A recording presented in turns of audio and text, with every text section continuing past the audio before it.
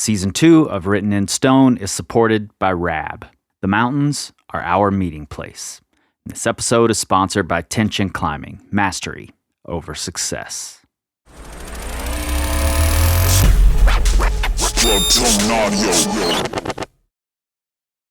If you've been listening to these episodes about the women of the 80s, then you already know who Louise Shepherd is. She was and is a juggernaut for women's climbing, particularly in Australia, where she did for climbing what Lynn Hill did in the US, which is make it impossible to ignore that women are excellent at this.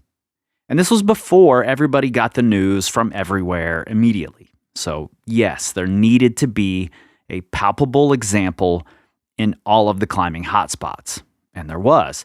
Jill Lawrence in the UK, Catherine Destivelle in France, Christine Gambert, though French, was often climbing in Germany, Lynn Hill in the US, and of course, Louise Shepherd in Australia.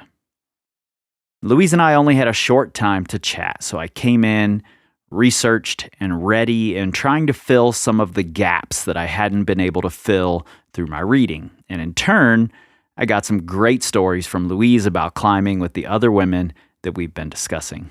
And one thing we don't get to here that I want to make sure to point out is that Louise is still active in Arapalis, where they are facing very real access issues that ultimately could destroy the small town of Natimuc, who depends on climbing as part of their economy. And there are links in the description to a video on the issue, as well as a petition that you can sign to help out. All right, let's get into it. Can we start with me telling you a story about you? Yes, absolutely. Okay. I was reading an interview when I was doing a bunch of research, and you said in the interview that you had always thought your brothers were better climbers than you, and they had said that they thought you were the better climber. And you brought up this photo of your brother. I'm not sure which brother it was, but I did go and find the photo, and you mentioned this photo as like the consummate climber. He's on something in Arapalis, I believe, and his shoulders are huge, and he looks so muscular. And you were like, "Wow, yeah. that photo just said he's a great climber." Yeah. That was probably my brother Lincoln on Yesterday. I think you're right. Because it was a great photo. Like somehow the light was just perfect, and the photographer was, slightly up and behind him, and it was just a lovely photo. Well, right after I read that interview and saw that photo, I came across a photo of you on Wackford Squeers, I think it's called. Yeah. And you look identical, huge muscular shoulders. And I was like, wow, I want to look like her someday. Yeah, look, I never got up Wackford Squeers. I tried it a few times. Like working on routes was not really my forte. I never was really a sport climber. But Wackford Squeers, I possibly could have got up it if I'd persisted, but if it's a new route, I'll go back to it and I'll persist, sometimes for years. But if it's a repeat route, I kind of lose interest quite quickly. I'm not very good at memorizing sequences, or I just haven't put the effort into the level of memory detail and body mapping that seems to be required of sport climbers these days. Yeah. I'm just a trad climber through and through, and ground up, no falls, preferably just, and preferably on site, because that's what I love the most. Well, I love that. And I've loved researching all about you, everything I could find over the last couple of months. I'd love to hear a little bit about your early influences. We've talked a little about Coral Bowman on the show, and I know you've brought her up. But I don't know if you pronounce it Pollock. Anne Pollock. Is that how you pronounce her name? Yeah, Pollock. Yeah, Anne Pollock. Pollock. Yes. Look, I should have done a bit more of my own research, but I'm pretty sure she told me that she was a 6-pound pom when she emigrated to Australia as a young adult. A 6-pound pom means that, you got back in the 60s, people from the UK could pay £6 and emigrate to Australia on a boat as long as they had enough skills and they were young enough. And Australia was accepting people with skills who wanted to emigrate to Australia. And I'm fairly certain that Anne was one of those 6-pound poms. And I'm not sure how she met her husband, Roland. He was also an immigrant from Europe. And they got together and they started climbing at Arapiles and the Grampians. And some of Roland's first ascents are truly astonishing. But Anne was a very, very good climber. And I met her when I was a beginner. And I was just starting to get into, pushing my grades a bit. And I really remember one climb of hers, not her climb, sorry, a climb that I seconded with her. I did with her. She led the first pitch. It was called The Good, the Bad and the Ugly. It's on Tiger Wall at Arapiles, one of the most impressive big, walls. Yeah, incredible wall. Yeah, it's about 3 pitches, 3 long pitches up to Flinders Lane. She led the first pitch, which I found pretty difficult to follow, a bit cruxy. And then I attempted the second pitch, couldn't do it, fell off, came back down. The crux was very close to the belay, so I didn't have to go very far. I came down, and I said, look, I think this is beyond me. It's a grade 20, so in US terms, it's about, I don't know, 510D or something. Sounds about right. And then she led through, it's fist jamming, hand jamming, awkward overhanging bulge thing. I do also remember at the time that I had cystitis, which is, a urinary tract infection. So I probably wasn't in my best form. And I remember, with cystitis or UTIs, you got to pee every 5 minutes. It's a burning sensation. It's horrible, So she led the second pitch, and then I probably might have wandered up the third pitch, which was probably, like grade 12 or, 5.5 or something like that. Anyway, she's a very strong climber. She's notorious in Australia for leading while she was pregnant with her first child, Ryan. She led a climb called Christian Crack, and a bunch of male climbers. So this is back in the day, back in the 70s. Yeah, of course. A bunch of male climbers. One of them foolishly said that he would run around Arapiles if she could do it, if she could get up that climb. And, of course, she did it. Oh, I read about this. Yeah. And then he was forced to run around Arapiles. Other climbers, made foolish wagers like, if she does that, then I'll eat my underpants. Men have always been dumb, Louise. That's just what we do. Somebody quipped that they thought Chris Baxter had lived on a steady diet of underpants for years because of all the rash wagers he'd made. He's the same editor who said that Nairi's ascent of Passport to Insanity was graded 24 to 27, depending on your hand size, right? That's exactly it. You have got a very good memory. You're a very good researcher. I'm so impressed. Yeah, that's right. Yeah, that's not surprising to me that he had to eat a lot of underpants. Yeah.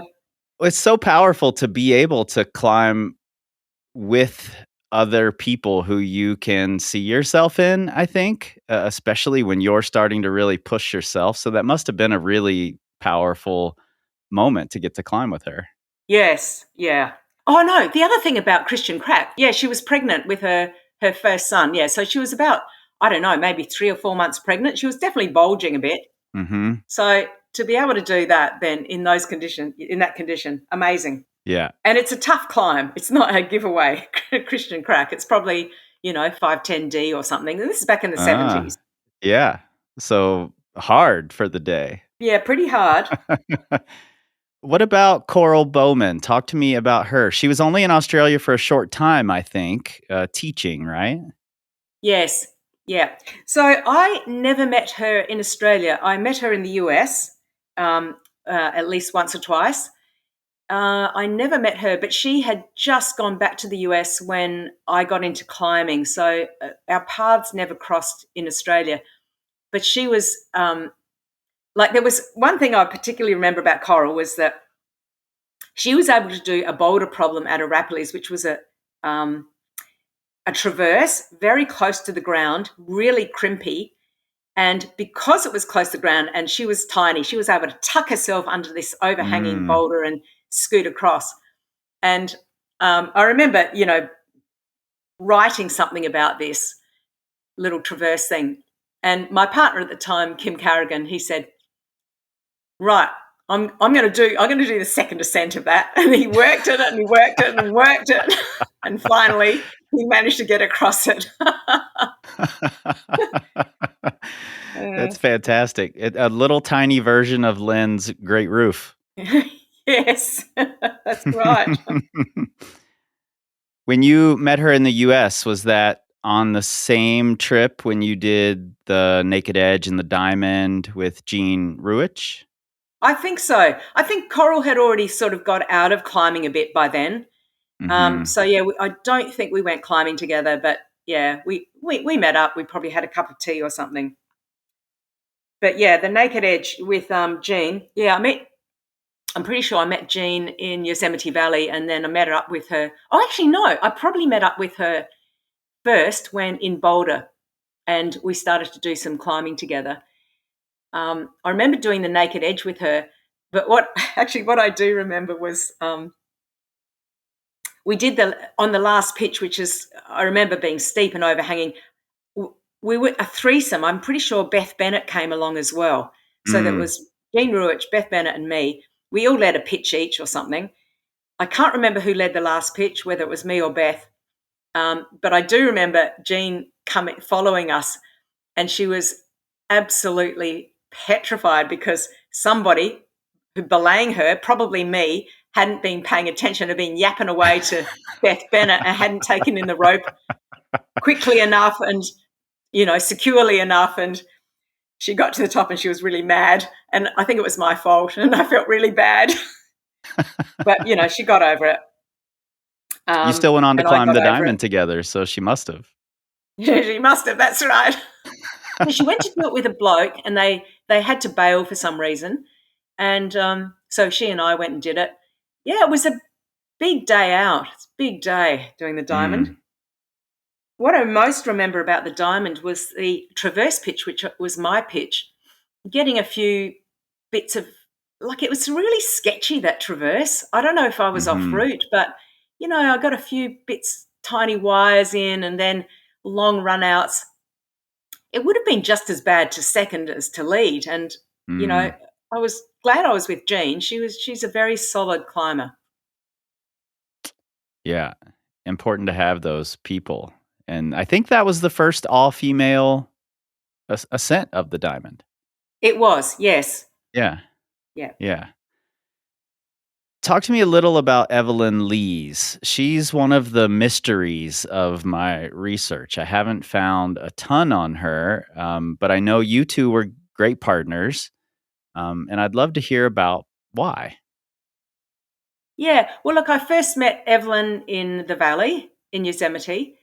And at that stage, it was my first trip to Yosemite. I had gone over there with Kim Carrigan, my then partner.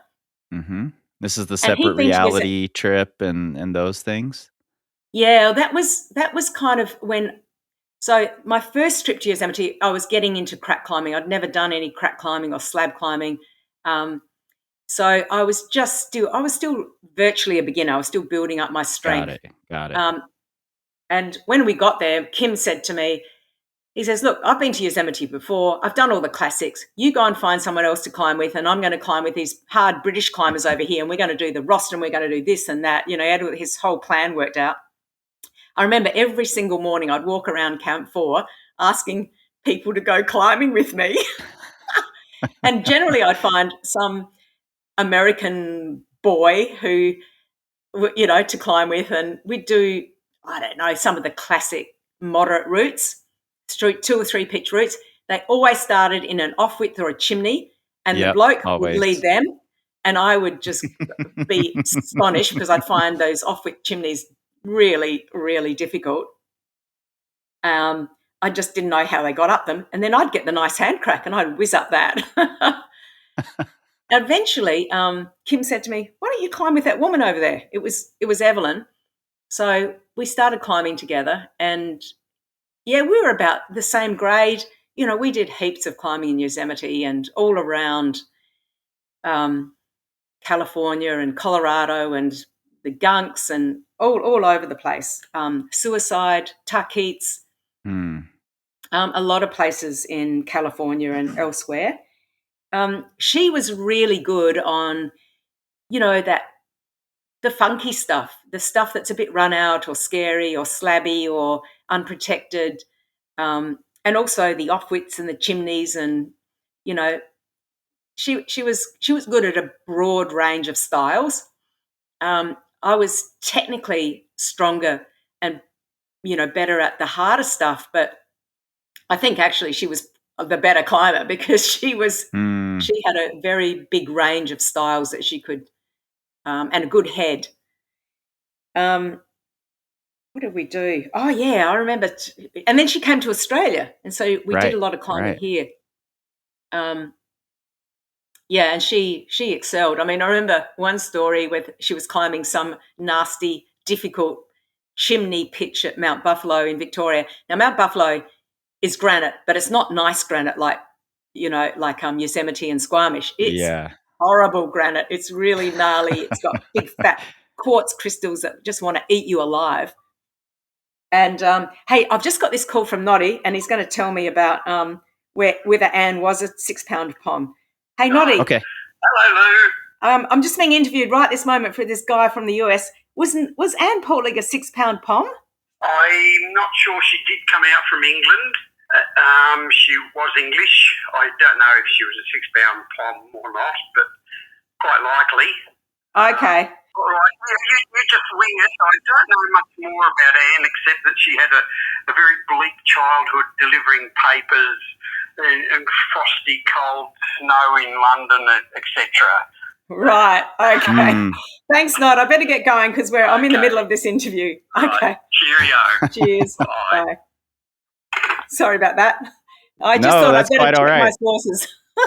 So she had a bleak childhood in London. I wonder if she wanted to come to sunny Australia. Yeah. Noddy showed up in a recent episode with talking about Passport to Insanity. So yes, because he was on the first aided ascent of that. Yeah. That's another good story. Yeah. So anyway, Evelyn on this squeeze chimney at Mount Buffalo, and the person that she was climbing with, I think it might have been Kim Carrigan actually, said she whistled up it like a rat up a drain pipe. That's an Australian expression meaning just to whiz up something that's otherwise slippery and nasty and impossible and squeezy and horrible. I just recently talked to Alison Osius, and she mentioned that you had come over to the U.S., and on one of these trips you met up with her and climbed with her in the East a little bit. And that sort of led me down this path of thinking about back then connecting with people was so much more difficult than it is now, just in terms of I can send you an email. I mean, that's how this happened, or a WhatsApp. And the connection back then is so interesting to me because all of the women I've talked to know where all of the other women are who they climbed with in the 80s. Like they know where they're living. They've talked to them recently, or they have their phone numbers. And I just think that's really beautiful. I haven't actually talked to Alison for quite some time, actually. But yes, well, I guess we just met up at cliffs and camping grounds, or we just get contact numbers from people. And, we'd go to some place and ring somebody up and, you'd stay with them for a day or two and then you go on a road trip and so on. Yes. Yeah. And Alison also came to Australia for that climbing meet, the climbing meet back in 86. And that's the one you organized, right? I helped organise it. There were lots of people involved, but Kim Carrigan and I basically started organising it and writing, there's no emails, writing aerograms, like physical letters to international climbers saying, hey, come along to this climbing meet at Arapiles in Easter, 1986. We probably write a year in advance and, yeah. Was that sort of loosely based on, what had been going on with the UK had the ladies' meets and there was the French meet, I think in 83, maybe it was, something like that? Yeah, yes. Yeah, it was. It was along those lines. Yes, I think it was. Except, of course, it had this, once the concept came to Australia and it gets into the hands of some of the more subversive climbing legends like John Muir and Mark Moorhead. Of course, it gets twisted into this bizarre rendition. So of course, we had an eating competition held in Horsham at the bakeries. And that was quite a sight to behold. Some very hungry climbers who converged and proceeded to eat their way through mounds and mounds of cream cakes and milkshakes and greasy chips. This sounds like my kind of climbing meet. Gosh, I'm trying to remember who won. I'm pretty sure Glenn Robbins, the climbing photographer, won. He was a big boy even back then. Pretty sure he won. I think a Japanese climber, a real outsider, came second. Really? Yeah. And then I think John Muir might have come third. He was training for it. He was training, yeah. You went to the French climbing meet, correct? Yes. Tell me a little bit about that. I've read several different perspectives of it, mainly Wolfgang, who didn't have a great time at it. So I'm curious what your perspective was. Well, I was with Kim Carrigan. Look, I didn't have a bad time. I remember, I met Catherine Destivelle there. She was very impressive boulderer at Fontainebleau. She burnt me off quite a few, climbs at Fontainebleau. I'd never been to Fontainebleau before, and I'm not a boulderer. We went to Sausoir, and I'm pretty sure we climbed together there. And she did this very impressive run out on a greasy, slippery limestone, climb. Even back then, Sausoir was very polished. And I'm pretty sure I seconded her on that and thought, gee, you wouldn't want to fall off the top half of this. You'd deck out. And then we went to the Gorge de Verdon. I think the French, they did a pretty good job. Maybe I'm not very critical, but I think they did a pretty good job of organising this. Oh, gosh, who did I climb with I might have climbed with Andy Pollitt there at the Gorge de Verdon. I remember seconding somebody on a pitch, like a Narette thing in Verdon Gorge. I can't even remember the name. And finding it really hard and pumpy. And then, of course, people are taking photos and filming, and I offered to lead the second pitch. Of course, I just was so pumped from the first pitch. It was probably my first climb there. I was probably beyond my limit, and I just took this whipper off it. And, whoever I was climbing with, I can't remember who it was. It might have even been Stefan Glovich before he got, super famous. Yeah. And then I honestly can't remember who I was climbing with, but climbing with somebody well-known. And they finished it off for me. It was a bit ignominious, actually. I think that's why it's important to get the different perspectives, right? Like you were coming to it with a different level of baggage than what Wolfgang was coming to it with at the time. So I Yeah. like to hear it from a bunch of different perspectives. I've also talked to David Chamb and Gilbert Tribut about it as well. So I just like to hear all the different pieces. Yeah. Yeah. I think I got the impression that, the French loved their bouldering, they loved Fontainebleau, and they knew the problems back to front. And so they could Mhm. burn off the foreigners really easily in Well, as they their should. backyard. Yeah, I would do the same. Probably a few egos were bruised. Yeah. I imagine so. There is another thing I want to ask you about, though. You said in an article or in an interview that you had a photo of the note in the bottle at Oh, the yes. over the lip of Passport.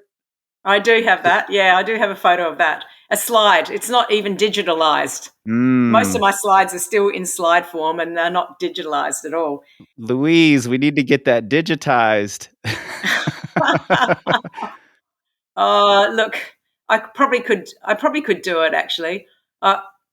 I look, my next door neighbour is good at all that stuff, so I might have. But this trouble is, I've got to find the slides. I've got boxes and I boxes and know, boxes I of slides. know. I've got to find it. I have I'm so pretty many sure boxes of slides. I could probably get my hands on that one pretty easily. Yeah, it had the date 19 whatever it was, not in the 1970s, and it had the worst is almost over. You're nearly something like this. The worst is almost over. You're nearly at the top. If you haven't freed the roof, then why are you here? And it said Joe, Rooster, and Noddy, and I had the date. And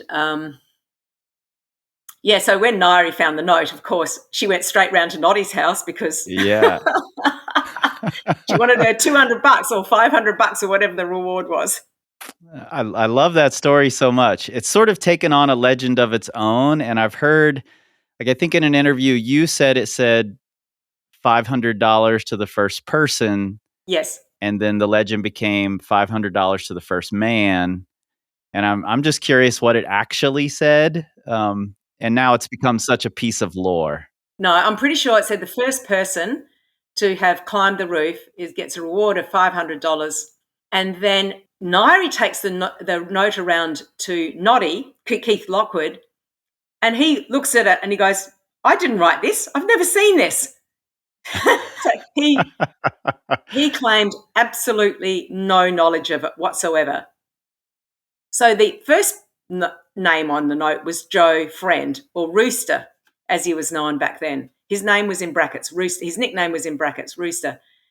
And of course, he's nowhere to be found. Nobody knows where Joe Friend lives. He's probably interstate or overseas.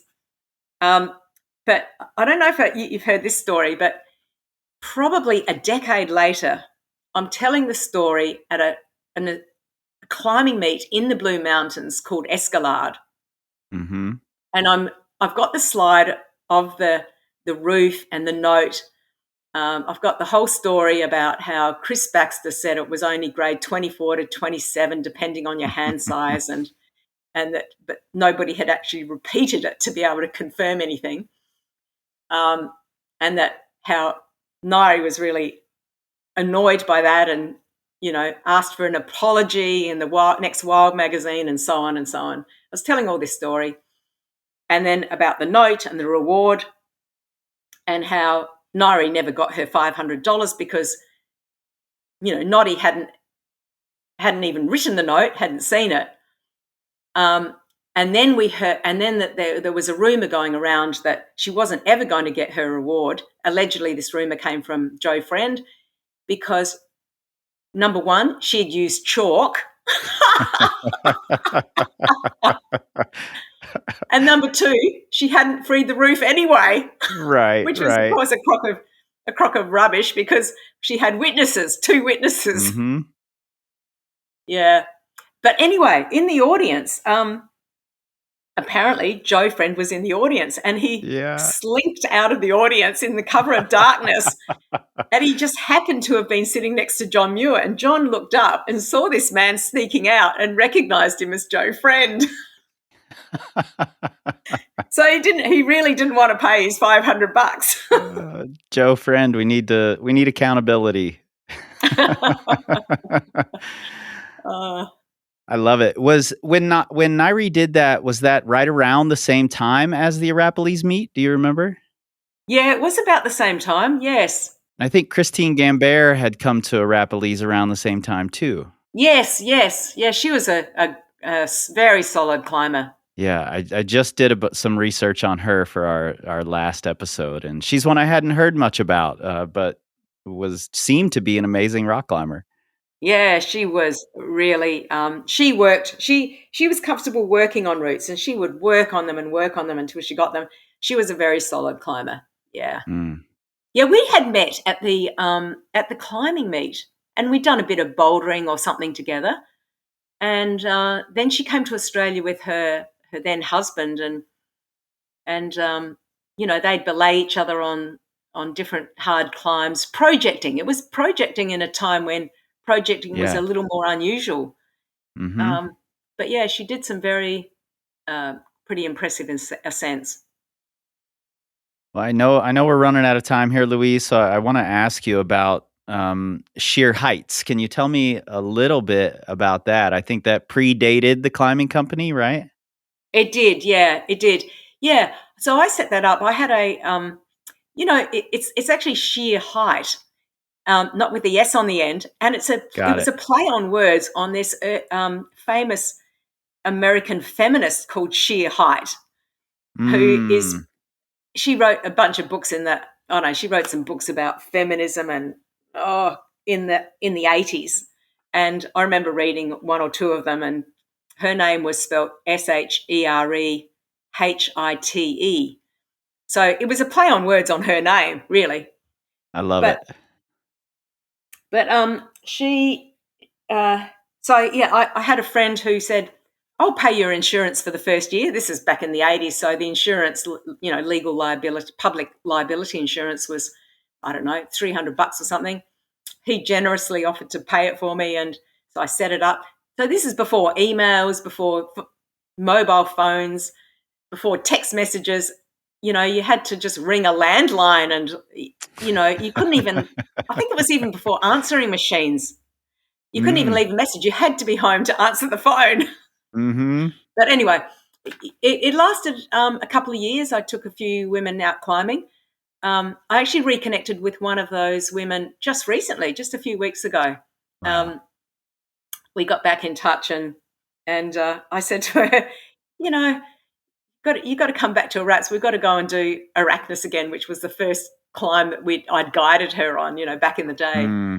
Well, it's those kind of connections I find really fascinating that I don't hear as much of when I'm researching the men, and I hear a little more of it when I'm researching the women. And I know those connections existed for the men. I just wish I heard more about them. Those kinds of things are really fascinating to me. Last question I would love to know from you is, what are you most proud of in your climbing career? Yeah, I thought about that. Look, I guess what I'm most proud of is the stuff that speaks to my soul, which is the no falls, ground up ascents, no prior knowledge of things like Trojan, Warmonger. They're both at Arapalis. Mm-hmm. A Separate Reality and Crimson Cringe in the Valley.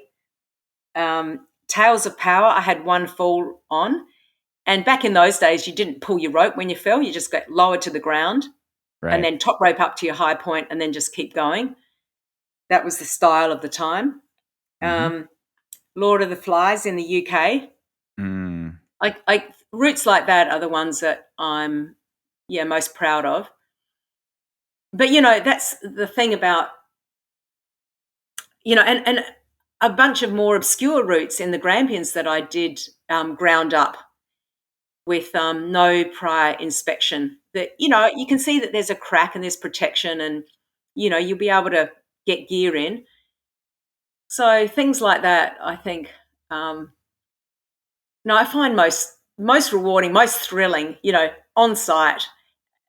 And, you know that your gear's going to be good and the rock's going to be pretty solid, and it's very satisfying. And even now, like, that's what I love doing. And even if it's sport climbing and I'm just taking a bunch of quick draws, if it's ground, I haven't got the sport climbing mentality. I'd rather do a sport climb from ground up, no working, just go from the bottom to the top and do it in one push without, stuffing around, working out moves and things like that. I climb sport climbs like I climb trad, ground up, Yeah. Well, you know clicking what the you boxes love. I go. That's a great way to go about it.